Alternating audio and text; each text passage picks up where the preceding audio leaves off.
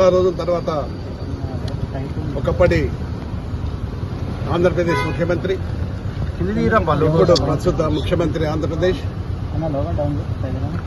మాకు ఆనాడు ఎన్టీ రామారావు గారుతో పాటు చంద్రబాబు నాయుడు గారు మా రాజకీయ జీవిత ప్రస్తావన మొదలైంది. అనేకమైనటువంటి ఒడిదొడుకులతో తెలంగాణ ఏర్పడిన తర్వాత ఎన్నో కష్టాలు పడి ముఖ్యమంత్రిగా మళ్ళొకసారి చంద్రబాబు నాయుడు గారు ఆంధ్రప్రదేశ్ ముఖ్యమంత్రిగా కావడం మాకు అందరూ కూడా సంతోషమైన విషయం.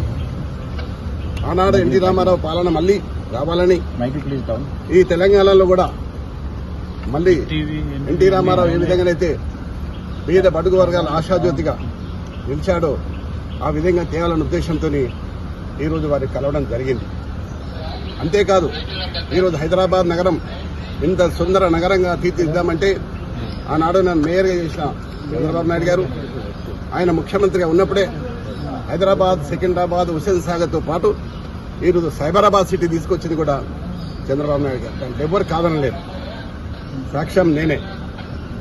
ఈ హైదరాబాద్ నగరంలో clean and green the best city award, the best tourism award తీసుకొచ్చింది కూడా చంద్రబాబు నాయుడు గారు.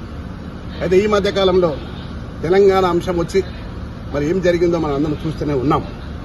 కానీ మళ్లీ పూర్వ వైభవం తీసుకురావడానికి మేమందరం కూడా చంద్రబాబు నాయుడు కలవడం, మరొకసారి మనం పిలిచి మాట్లాడుతున్నాడు.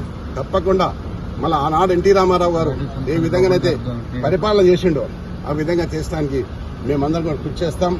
నేనందరినీ కూడా శ్రేణులు కూర్చున్నా.